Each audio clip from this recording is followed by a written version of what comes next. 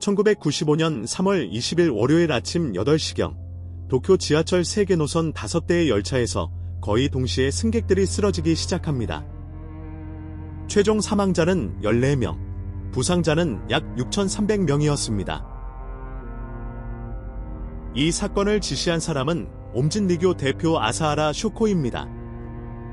그런데 이 이야기에서 가장 무거운 대목은 그가 무엇을 했는가가 아닙니다. 그 전에 경고가 몇 번이나 있었는데도 아무 일도 일어나지 않았다는 쪽입니다. 오늘 10분 사건 파일입니다. 출근 시간대였습니다. 5명이 각각 다른 열차에 올라 좌석 아래에 봉지를 내려놓고 우산 끝으로 찌른 뒤 내렸습니다. 방법은 여기까지만 말씀드리겠습니다. 5대의 열차에는 공통점이 있었습니다. 전부 가스미가세키역을 지나는 열차였습니다. 가스미가세키는 일본 중앙관청이 모여있는 곳이고 경찰청도 거기 있습니다. 표적은 승객이 아니라 국가기관이었습니다. 역무원들이 먼저 쓰러졌습니다. 승객들이 쏟아져 나온 출입구 앞보도에 사람들이 누웠고 시야가 어두워졌다는 호소가 이어졌습니다. 무엇이 뿌려졌는지 아무도 몰랐습니다.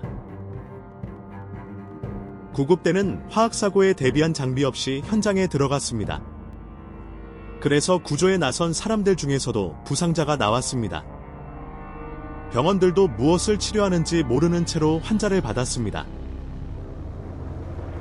물질이 무엇인지 알아낸 것은 그날 오전이 한참 지나서였습니다. 9달 전 같은 물질이 쓰인 사건이 이미 있었기 때문에 그 기록을 떠올린 사람이 나오면서 확인이 됐습니다. 해독제가 병원으로 옮겨지기 시작한 건 그 뒤였습니다. 그날 지하철에서 나온 사람들 중 상당수는 몇 달, 몇 년이 지나도 후유증을 안고 살았습니다. 눈과 호흡기 증상이 남았고 사고 자체를 다시 겪는 듯한 증상을 겪은 사람도 많았습니다. 부상자 집계에 들어간 6,300명은 그날 하루의 숫자일 뿐입니다. 그런데 같은 물질이 뿌려진 사건이 이미 한 번 있었습니다. 9달 전인 1994년 6월 27일 밤 나가노현 마스모토시의 한 주택가였습니다. 그날 밤 그 동네에서 8명이 숨졌고 200명이 넘는 사람이 다쳤습니다. 도쿄 사건보다 9달 빨랐고 사용된 물질도 같았습니다. 표적도 우연이 아니었습니다. 살포 지점 근처에는 판사들이 사는 관사가 있었습니다. 당시 그 법정에서는 이 단체가 걸린 부동산 소송이 심리 중이었고 판결은 단체에 불리하게 나올 참이었습니다. 즉 1994년 6월에 이미 일본의 한 도시에서 군용 신경작용제가 판사를 겨냥해 사용됐습니다. 이건 개인의 범죄 수준을 한참 넘어서는 사건이었습니다. 이 정도 물질을 만들려면 시설과 원료와 전문 인력이 함께 있어야 합니다. 즉 어딘가에 그런 설비가 있다는 뜻이었고 개인이 혼자 저지를 수 있는 일이 아니라는 뜻이기도 했습니다. 이 추론은 당시에도 가능했습니다. 그런데 이 사건은 나가노현 경찰이 맡은 지역 사건으로 다뤄집니다. 도쿄의 다른 사건들과 연결해 볼 틀이 없었습니다. 사건은 하나였지만 그것을 보는 창구는 지역마다 따로 있었습니다. 그런데 수사는 엉뚱한 곳으로 갔습니다.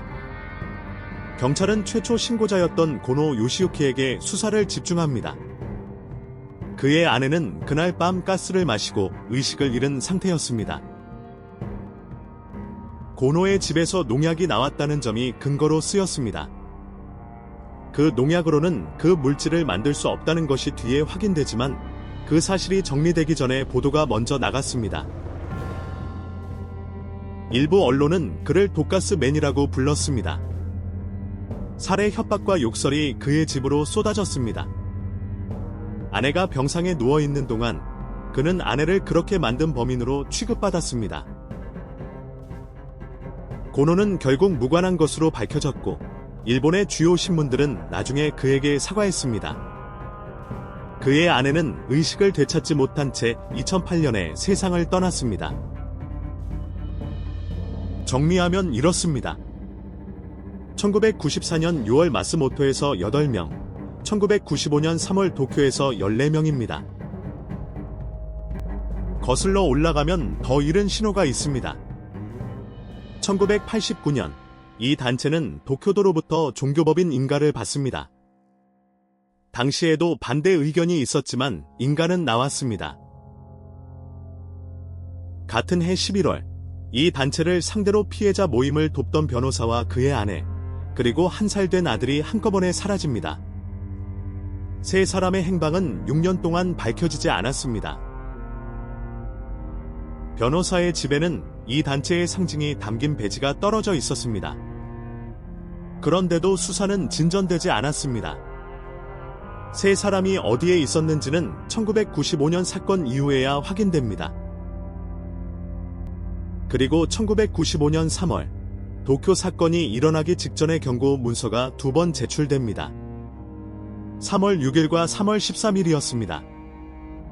신경작용제가 살포될 가능성을 지적한 문서였습니다. 일주일 뒤에 그 일이 실제로 일어났습니다. 문서가 없었던 것이 아니라 문서를 받은 조직이 그 단체가 무엇을 할 수 있는 규모인지 파악하지 못하고 있었습니다. 정보가 부족했던 사건이 아닙니다. 정보는 여러 경로로 이미 들어와 있었고 그것을 하나로 놓고 볼 사람이 없었던 사건입니다.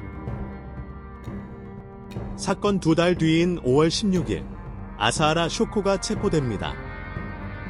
야마나시현에 있던 시설 건물의 좁은 은신 공간 아니었습니다.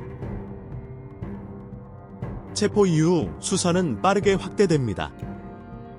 1989년 변호사 일가 사건, 1994년 마스모토 사건, 그리고 도쿄 사건이 하나의 조직에서 나온 일이라는 것이 그제야 이어졌습니다. 따로 놓여있던 사건들이 하나로 꿰이기까지 6해가 걸렸습니다.